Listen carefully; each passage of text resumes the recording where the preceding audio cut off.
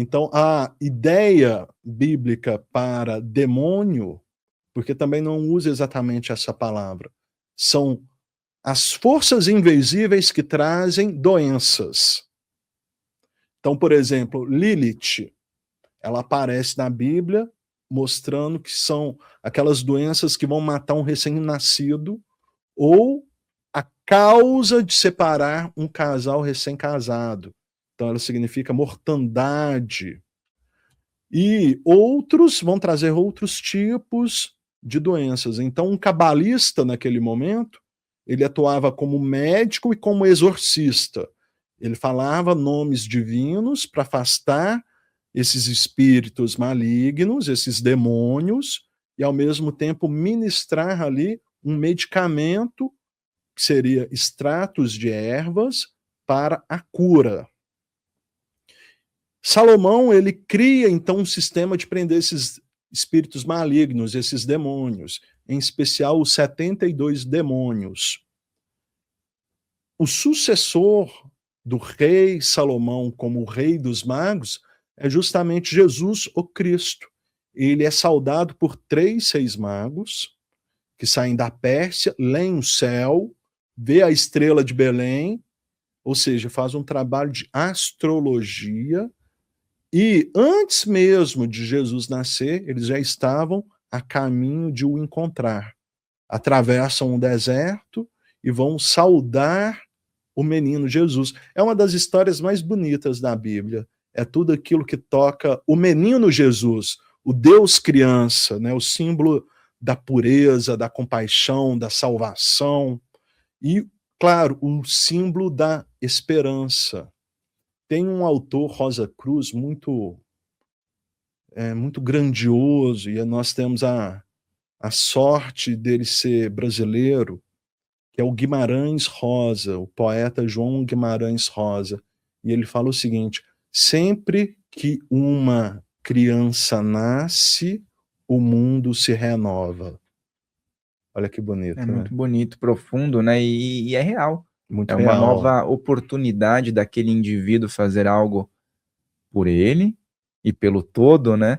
E naquele momento é o momento de maior consagração, né? Porque é o pontapé inicial, não teve tempo ainda de errar. É o símbolo máximo de pureza e esperança, né? Ali podemos dar uma continuidade, né? O mundo vai dar continuidade a partir dali. É muito bacana. E realmente a gente observa hoje que as crianças também estão, falando em capacidades, né? As crianças estão mais sensitivas do que antes, né? Muitas das crianças que nascem hoje já são almas antigas que estão aí há muito tempo na busca, né? Então elas refletem toda essa experiência de vidas e vidas passadas acumuladas, né? Eu diria que, na Realmente. verdade, todos aqueles que estão numa busca iniciática, por qualquer vertente que seja, são essas almas que estão aí há muito, muito tempo nesse caminho. Realmente é nítido isso, quando a gente conversa hoje em dia com uma criança, um raciocínio, tudo, a percepção é diferente. Você mencionou Hermes, né? Hermes Trismegisto. E sabemos que existe uma grande influência dessa, digamos que é uma egrégora, né, ao longo da humanidade nos processos ritualísticos, né? Então, quem foi essa figura? O que é essa figura? O que é essa energia? E qual é a sua importância dentro do assunto magia? Hermes Trismegisto, o nome Hermes vem de uma experiência grega, e eles estavam falando sobre Thoth, o deus Ibis. Thoth, Ibis é uma ave, e Thoth é o deus egípcio do conhecimento. É tido que ele ensina à humanidade a arte da escrita, a arte do cálculo, a geometria, a arquitetura e também a medicina. Então, Hermes, ele vai ter alguns discípulos, os que mais se destacam, um é o primeiro faraó do Egito, o segundo é o primeiro vizir, que seria o primeiro mago, e o terceiro é o primeiro médico. Então é tido que os gregos falavam que Asclépio o deus da medicina seria um dos discípulos de Hermes, porque os gregos eles pegam a referência egípcia como a ideia que vai embasar a cultura deles. Sócrates vai ao Egito, Platão vai ao Egito, Tales, Pitágoras, todos os filósofos buscam uma formação egípcia. Então eles trazem para a Grécia um pouco dessa informação. No Egito, então, Hermes é o fundamento do próprio Egito. Ele vai ensinar a obra solar. E a obra solar é justamente fazer a escada de Jacó, a escada do paraíso.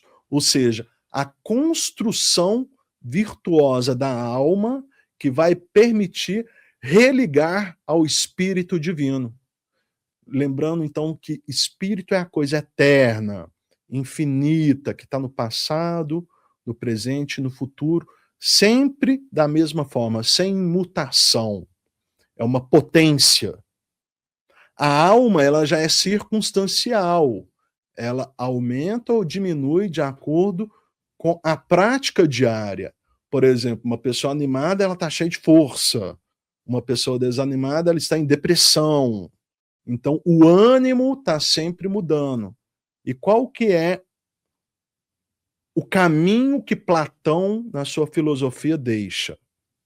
Platão, que foi lá no Egito, estudou as coisas de Hermes, ele falou o seguinte: para se ter esse estado anímico perfeito, o único caminho é a busca pelas virtudes. E essa é a tradição hermética. Então, a tradição hermética ela vai aparecer na maçonaria, na Rosa Cruz, na Golden Dawn, no martinismo, todas as ordens esotéricas do século XIX, século XX e século XXI estão aí até hoje, né? Atuando de uma forma louvável, eu diria, porque elas são guardiãs de uma tradição. Não significa que uma pessoa que vai entrar na maçonaria, ela vai receber esse conhecimento. Não, não vai.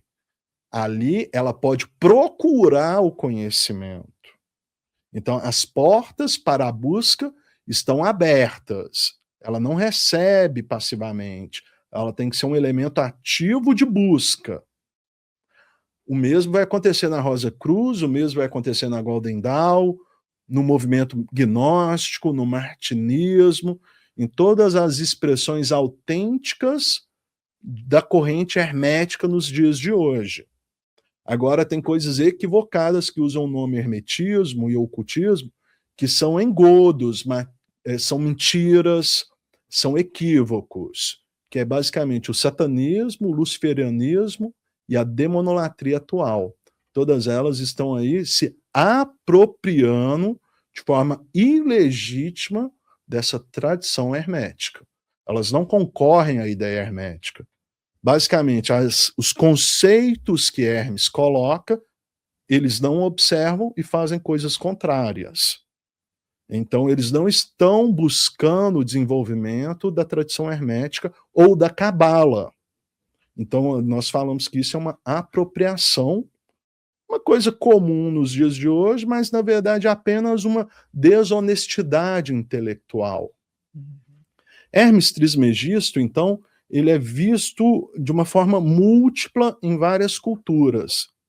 Pela cabala, é Enoque. E Enoque, ele vai ser um dos poucos personagens bíblicos que não morre, que vai ter uma ascendência direta aos céus. O outro vai ser Elias, que vai ter que também é um grande mago, ele também ascende aos céus. E um outro personagem bíblico que vai ter a ascensão divina, mas não está na Bíblia, estão nas tradições que circulam a Bíblia. É a Virgem Maria, que quando ela está em Éfeso, ela, após a crucificação de Jesus o Cristo, ela vai para a Turquia, na época era considerada uma cidade grega, tá? Éfeso, juntamente com São João, João de Patmos, que é o discípulo amado de Jesus.